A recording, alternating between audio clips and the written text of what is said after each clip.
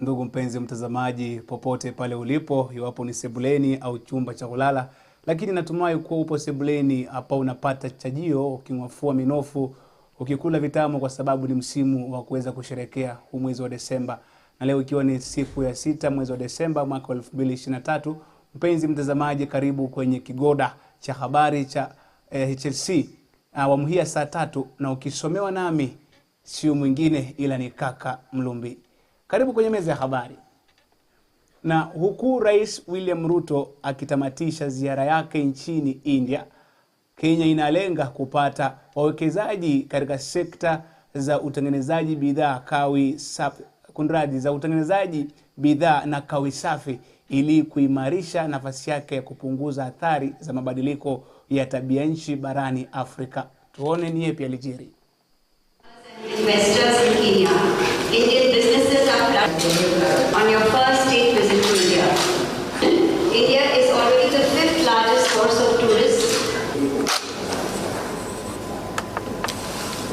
Across the Indian Ocean, therefore, is a vast sea of opportunity and commonality, which can float all Kenyan and Indian boats in their voyages into the future.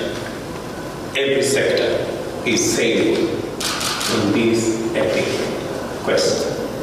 Today, we have affirmed that West Kenya and India enjoy a proud history of successful friendship. What we can achieve in the future, given our shared values as well as our shared commitment, is far greater and will endure for the benefit of generations now and generations to come. Na mpenzi mtazamaji, kinara wa Azimio Raila Amolo Odinga amefanya kikao na waandishi wa habari kuzungumzia masuala mbalimbali na haswa kukosa au makosa yaliyotokea kwenye matokeo ya mtihani wa KACHAPE. KCPE alone had close to 1.4 million candidates. The steps outlined below are critical. 1. The circumstances under which the printing of the exams was transferred from the UK to Mombasa Road must be investigated. 2. Kenyans must be told how the integrity of the exams was secured during the transfer from the UK to Mombasa Road and later to another printer in Asia. 3. It is the right of Kenyans to know the cost of termination of the contract with the UK firm. 4. Kenyans must be informed of how the Mombasa Road firm was identified and awarded the tender and if procurement laws were followed. 5. Kenyans must also be informed of how the firm to relay KCPE results was identified, whether it is the same one that will relay the KCSE results and whether procurement laws were adhered to. Going by the fate of Auditor General Margaret Nakango, we believe political interference will not allow ESCC and DCI to deal with this matter, but to put this issue to the agencies as a matter of public record. And the warning must go out there that in another era, all will be held accountable, including these criminals. It is our position that the stakeholders together, headed by the Catholic Church or any other group that stakeholders can agree on, and get to the bottom of the mess building up in our exam management. There must be no room for favoritism in conduct and marking of exams, where some schools and students are allowed to cheat and get away with it, as happened in last year's KCSE and this year's KCPE. Sanity, integrity, and dignity must return to exams. The buck stops with His Excellency, Mr. William Ruto. It is our firm belief that mega corruption in billions cannot happen without the complicity of the top. Whether it is 17 billion shilling in oils or billions involved in the person as cooking oil, we know the dynamics of how government operates. The CS, the PS are small fries. The buck stops with Mr. Ruto. End of statement.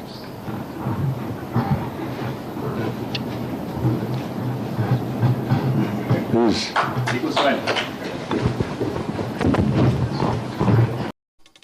Na mpenzi mtazamaji, huyo ni baba maarufu kama Raila Amolo Odinga akizungumzia kuhusu masuala ya mtihani. Na tukiendelea na habari ni kwamba katibu katika Wizara ya Elimu Daktari Belio Kipsang ameandamana na wabunge na wanachama wa kamati ya bunge kuhusu elimu kuzuru bohari la baraza la mtihani ya kitaifa. Na haya yanajiri kufuatia malalamishi ya kutoka kwa wazazi na waalimu kwa matokeo ya mtihani wa Kachape yaliyokumbwa na utata. Lakini aidha Kipsang amesema kuwa usahihishaji wa mtihani ya grade ya 6 bado unaendelea. It's good for us to come with a document that confirms that the parents were not charged.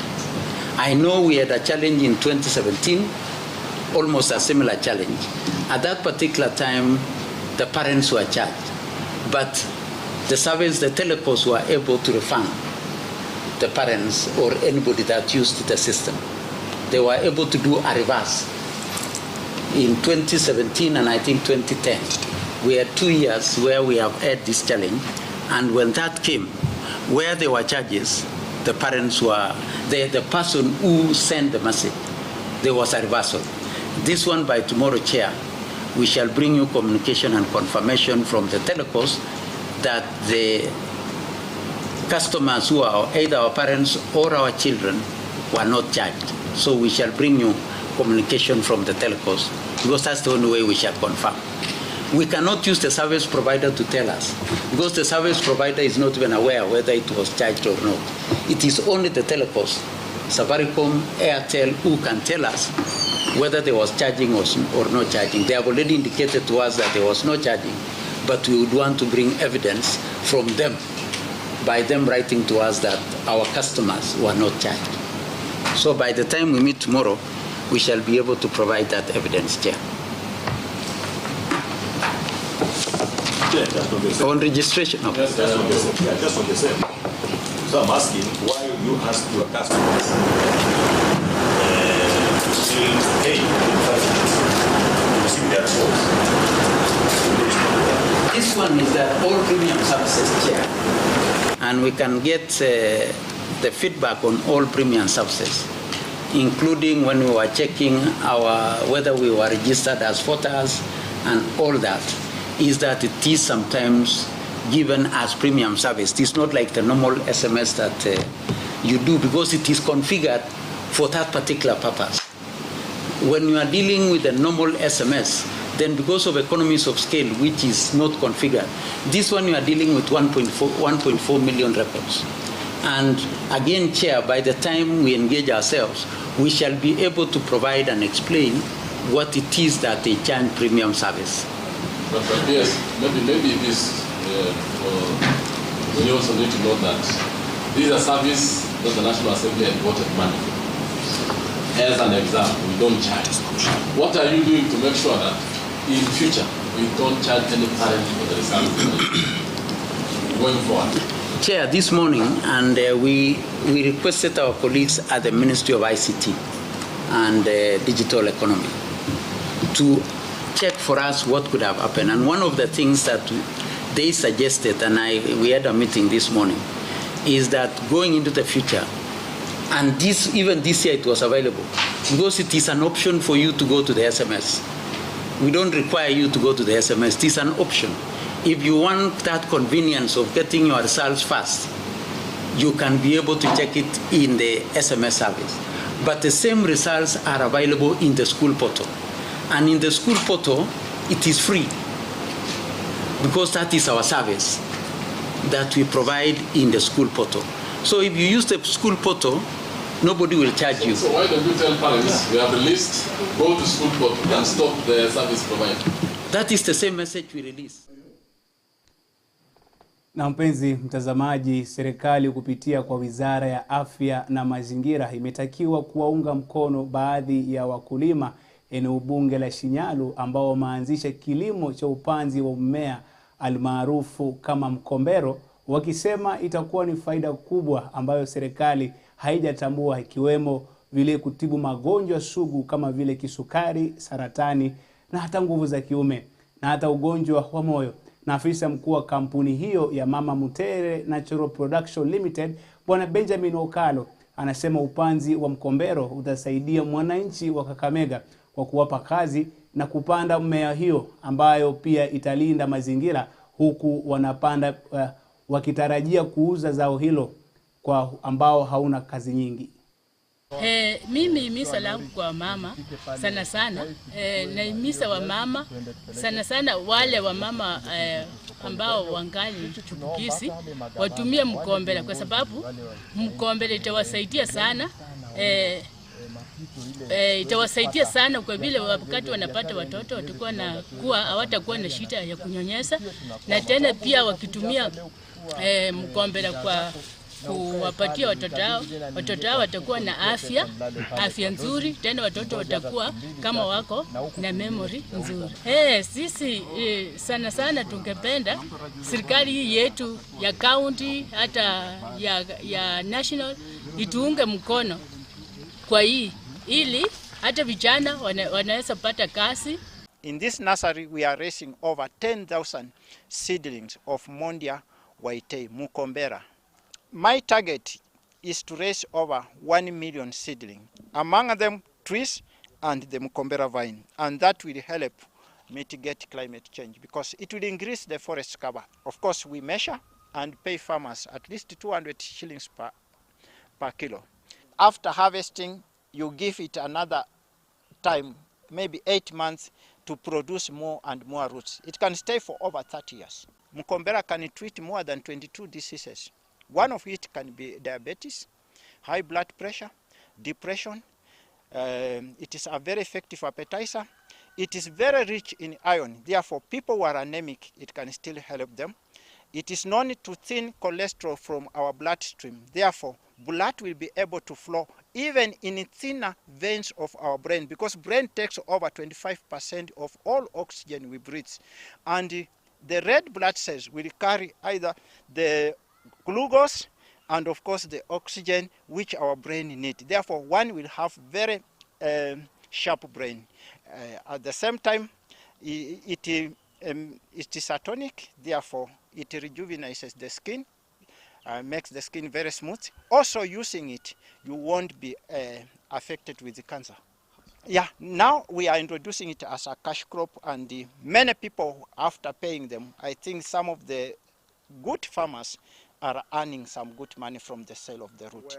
It is also a very effective energizer. Therefore, it is an effective stimulant. I think samples after the test and the approval from KEPS, we shall send some to the Minister of Health so that every hospital should be having this. Mpenzi mtazamaji, ni ahueni kwa walimu 5 wa shule ya msingi ya wavulana ya Mkumu baada ya mahakama ya Kakamega kufutilia mbali kesi ambayo walikuwa wakifungika kwenye mahakama.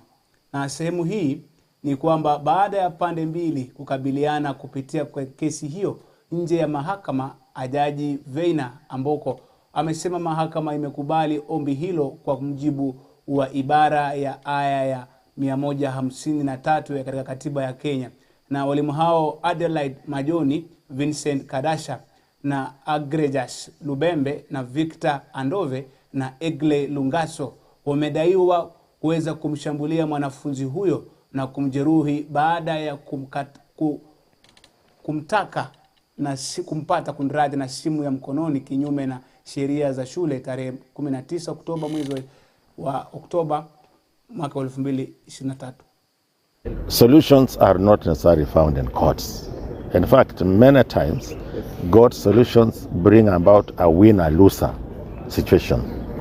But when we promote mediation, when we promote arbitration, then you come out with a win-win situation. And I think this is what we are witnessing in court, that both the side of the complainant and the side of the accused persons were on the same page, that we have talked, we have shared, and we would like this matter withdrawn.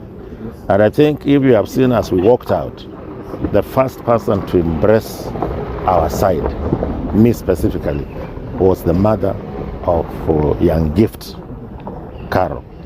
Young Gift has also come and also embraced me, showing that there is no loser, we have all won. And that is the message we are sending, that let us embrace Article 159 of the Constitution, Article 157. Again, you will find relevance in the application of what we have done in court in Section 176 of the Criminal Procedure Code, which also encourages courts to promote reconciliation where offenses are of personal nature.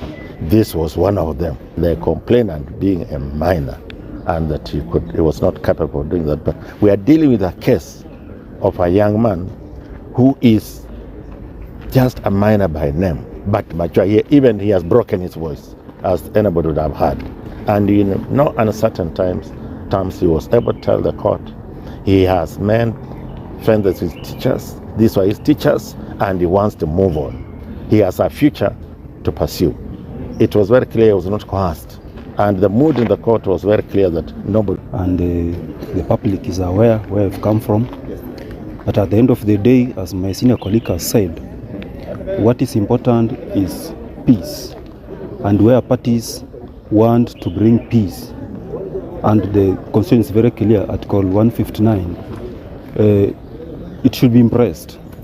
And I just want to urge the office of the DPP to actually invoke this Article 159 in criminal matters. That will reduce the backlog of cases, and parties will go home smiling. Everybody is smiling, everybody is happy. And I think that is the spirit of the Constitution. Na serikali ya kaunti ya Trans Nzoia imeanzisha mipango ya kuweza kupandisha hadhi mji wa Kitale kuwa jiji, na gavana wa kaunti hiyo George Natembeya amesema kuwa japo ukosefu wa ardhi ni changamoto kubwa kwa upanuzi wa mji huo, serikali ya kaunti hiyo imeanzisha mchakato wa kuhakikisha kuwa mji wa Kitale umekuwa ni jiji. Michael Sifuna Kongoya na habari kamili. Unapoingia katika mji wa Kitale unakaribishwa na mandhari ya kupendeza. Ni taswira ambayo imebadilika mwaka mmoja uliopita. Nia kuu ni kurejesha hadhi ya mji wa Kitale na kuwa kama miaka ya awali. Ninaona kama ni miujiza, sababu naona hata juzi nilipokuwa nikisoma kwa gazeti niliona kwanza ilikuwa ako namba 1. Sasa nimeona tena mapicha inatembea nikasema hii ni part of maendeleo tena. Katika historia kulikuwa na wakati ambapo watu walikuwa wanatoka Eldoret kuja Kitale, toka Bungoma kuja Kitale, but somehow Kitale kafika mahali haikuwa inakuwa. Ni mojawapo ya miji humu nchini inayojivunia uzalishaji wa vyakula kwa wingi. Hii ni kutokana na kuzungukwa na mashamba makubwa. Udogo wa ardhi ya upanuzi wa mji huu haijavunja serikali ya kaunti moyo kuendeleza jitihada za kutafuta hadhi ya kuwa mji. Huu mji wetu umezingirwa na public utilities. Kuna uwanja kule wa forest, kuna prison huku, kenda pande kuna mambo ya kalro, tumezungukwa. So unapata mahali pa kupanuka inakuwa ni challenge. Lakini wakati kuna need, hiyo yote kwa ni kikwazo. Tuna call upon investors pia wakuje. Tuna shamba ya kutosha, wakuje wa invest huu mji wetu wa Kitale upanuke, kwa sababu ndio tuingie kwa status ya city. Inahitaji collaboration na investors na watu wengine wengi. So tuna nafasi waje watusaidie kuinvest na kufanya hii town ipanuke. Licha ya changamoto ya uhaba wa ardhi, wana matumaini ya miaka 5 ijayo mji huu utaboreshwa na kujiweka tayari kupanda hadhi. Hizi buildings zetu tunataka tuzidevelop better than what they are. Vile town pia inafanana, tunataka pia ingare zaidi ya vile iko. Na pia tumesema wale wana biashara wale wazuri ambao wamebobea kule vijijini pia nataka tuwapatie nafasi kwenye mji wakati tunamaliza mambo ya masoko. Pia nao wakuje. Huu mji utapanuka. Na pia unajua Trans Nzoia is part of that tourist circuit. Wakazi pia wakisifia hatua ya kurembesha mji wa Kitale, si tu kutafuta hadhi bali kuwavutia wawekezaji. At least saizi Trans Nzoia County inaonekana, hata pia kwa makaseti tunapatikana tukiwa number 1. Iwapo nini Eldoret itakuwa city, na pia nasi tunaomba ya kwamba itakuwa sasa wawekezaji wanakuja katika eneo la Trans Nzoia County, na pia nasi tunafanya namna gani tunainuka, hapo itakuwa vizuri. Wakazi wa kaunti ya Trans Nzoia wanasema kwamba wana matumaini miaka 5 ijayo mji utakuwa jiji. Nikiripotia runinga ya HLC, langu jina ni Michael Sifuna, Kongowea. Na walimu wa sekondari ya msingi katika kaunti ya Kwale wametishia kugoma kuanzia Januari mwakani ikiwa tume ya walimu TSC haitawapa kandarasi za kudumu. Na walimu hao ambao waliandamana mjini Diani wanalalamikia ukiukaji wa katiba na haki ya katiba, huku wakitishia kususia kazi huku shule zikaribia kufunguliwa.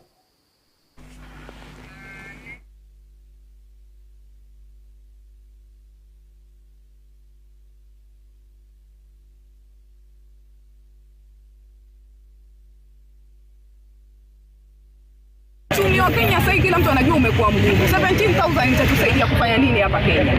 Kwa hiyo watu confirm PNP, in fact they should employ us formally because they take us as casuals. We are not casual, we are professionals. Tumesomea hii kazi, haina haja waendelee kupima. We are graduates, yes. So watu confirm PNP tupate mshahara mzuri kama wale watu wengine. Pia kandarasi inatakana ichukue miezi 3 alafu mfanyikazi anakuwa mfanyikazi wa permanent and pensionable moja kwa moja.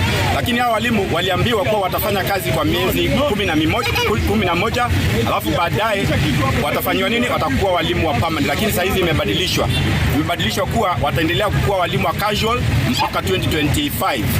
Na hiyo haiwezekani. Vile vile pia tunaomba TSC and the Minister of Education iweze kuzingatia kwamba CBC in primary, especially JSS, hakuna facilities za kutosha, especially labs hakuna, and also walimu pia ni wachache. Kusema kweli pia wao wanafanya jukumu kubwa sana, wanafanya kazi kubwa sana kama wale walimu wengine. Kwa nini basi serikali isiwa consider na kuweza kuhakikisha kwamba wameajiriwa permanent and pensionable kama wale walimu wengine?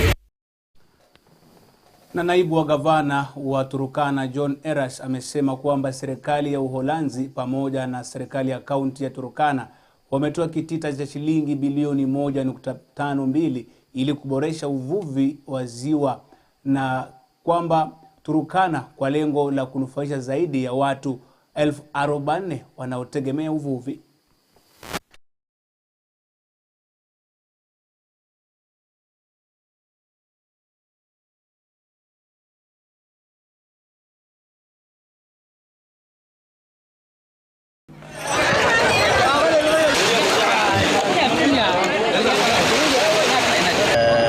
Wakati tumekuwa tukisherehekea mambo ya Fisheries Day. Personally, mimi nimekuwa na shida kidogo kuhusu mambo ya uvuvi ya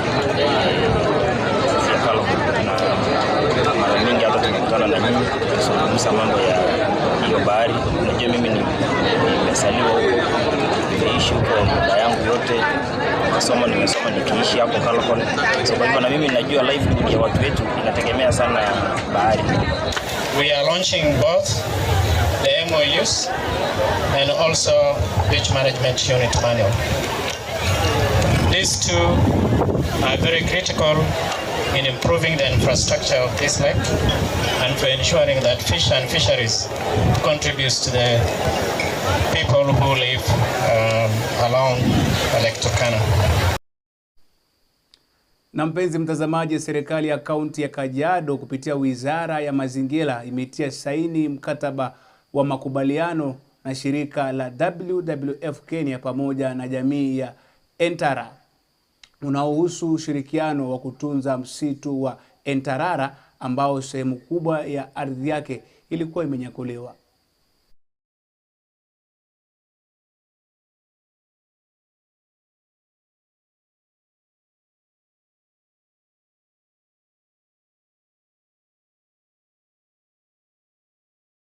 Kama mambo ya nursery, mambo ya beekeeping, kuweka nyuki, na mambo ya ecotourism, ninaamini zitapata ufadhili, kwa sababu sasa kila mtu ataelewa ya kwamba kweli watu hawa walikubaliwa kufanya shughuli katika msitu huu. So this agreement is going to profile the CFA into a much bigger community organization, and that means other players in the conservation are going to come in and support the community. This was a threatened piece of land with heavy encroachment. We are actually going to proceed on with legal processes to bring back the land that has been encroached and has been taken aside. But the 23 acres is undisputed. But what it really means is that more people are going to respect this piece of land. Na mpenzi mtazamaji, kwenye jitihada za kuweza kumaliza mmea wa mpungate, kina mama kutoka jamii ya Masai huko Laikipia Kaskazini wameanzisha mbinu za kisayansi za kumaliza huo mmea ambao umekuwa ni kero sana eneo hilo.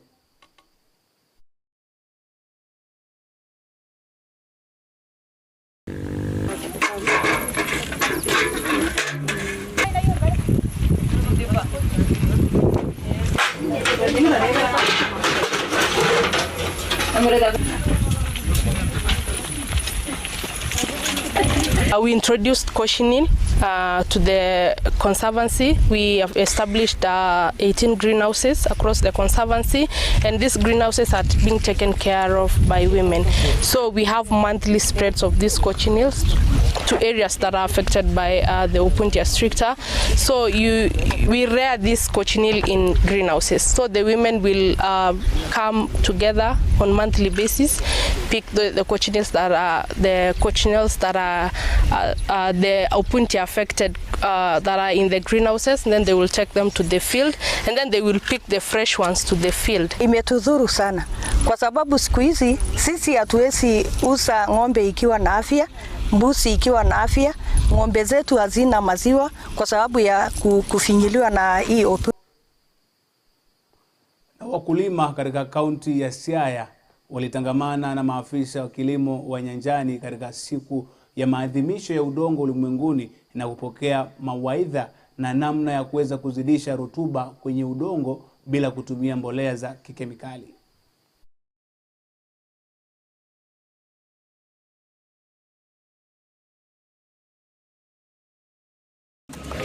Department of Agriculture ilichagua kuleta hii siku kwangu kwa sababu ya yale technologies ambazo nimetumia kwa kuchunga mchanga wangu. Na kuchunga mchanga kuna faida na imenisaidia sana. Nilipofundishwa hizo teknolojia niliadapt. Ninatumia compost kwa soil fertility, ninatumia vermiculture, napata vermicast pamoja na vermijuice ambazo zote na spray kwa shamba yangu na ni friendly kwangu, si harmful hata kwa neighbors wangu. Soil Day is not necessarily about production of crops, but it's about the theme of this year, soil and water are a source of life. It's the basis of our life, human activities, animal life, fishery life, and all other life on the planet. Soil is degraded. If soil is misused to become acidic, then our production may reduce by not less than 90% of production. Na shirika almaarufu katika lugha ya Kiingereza The Indigenous na washikadau mbalimbali kutoka katika kaunti ya Samburu wameandaa hafla ya kutoa hamasa kwa vijana mjini Marlal dhidi ya utumizi wa mihadarati, mimba za utotoni na maambukizi ya magonjwa ya virusi vya ukimwi miongoni na masuala mengine. Sasa dada yetu Gabriel Lorere na timu yake walikaa chini na walisema walete vijana wetu kwa hii workshop. Ni njia moja ambaye inastahili kila mtu aige. Wasasi ya watoto, wasasi wetu pia wafunze watoto yao njia njema, wa keep them busy, wapatie wakati wa kufanya, ndio wakiacha wakiwa wanarandaranda ndio wataingia kufanya mambo mabaya. Sisi kama kanisa katika wakati huu watoto wetu, vijana wetu wanapokuwa nyumbani, tumejaribu pia kushikana na watu mbalimbali kuona kwamba mambo mengi yatafanyika kuona kwamba hata tunawapatia watumaini kwa janga mbalimbali ambayo inawapata katika maisha. Wana youth wanapokuja pamoja na kuelimishwa, tuko na wadau, tuko na watu wa health, tuko na education sector, wapate kusomeshwa umuhimu wa kuzuia hayo maovu yote. Ningeomba wazazi venye saizi watoto wako likizo hii refu, wanafaa kuongea na wazazi wasichana aswa. Vijana pia wanaingia kwa miadarati, wakikuta vijana wenye wako idlers hawafanyi kazi, wanaenda wanafuatana na wao na wanaingizwa katika miadarati. Na mpenzi mtazamaji, seneta mteule Esther Okenyuri aliibua hoja katika bunge la seneti akitaka kujua mikakati ya TS au tume ya kuajiri walimu kuwapandisha ngazi walimu hasa waliajiriwa kwa kandarasi, hasa wale wa junior secondary. State the total number of teachers currently employed by the Teachers Service Commission on non-permanent and pensionable terms, and state how many are hired per each year of recruitment. 2, explain whether these contract employed teachers are eligible for employment within the TSC on permanent and pensionable terms, and ascertain claims that they are discriminated against during regular replacements, recruitment or employment of PNP teachers by the TSC. And finally, provide any plans in place by the TSC for career progression to ensure growth and advancement in the careers of these young contract employed teachers, and indicate where in the TSC human resource policy or TSC regulations such a plan is captured. Na mtazamaji, hizo habari za Esther Okenyuri ambaye ni seneta mteule ndizo ambazo zinatufungia habari zetu awamu hii ya saa 3. Na mpenzi mtazamaji, wakati mwingine nakosa sana kukushukuru, yani maneno kuyasema kwamba asante sana kwa kuweza kutenga muda wako ili kusikiza hizi habari ambazo tumekuandalia. Mara nyingi nahisi kana kwamba niweze kusema, nizungumze katika lugha ya Henezi, nizungumze jinsi ambavyo manabii wa lugha walinibatiza katika ulumbi, nizungumze kwa lugha ambayo inaeleweka, ila wakati mwingine nakosa maneno ya kusema kwa sababu tu wewe ni mtu wa thamani, wewe ni mtu ambaye unastahili kwa kweli, unanifanya niwe mfurufu siku zote, unanipiga pafia na kunipiga pambaja papatu na nikaisi raha mustarehe kama Sultan bin Jerehe.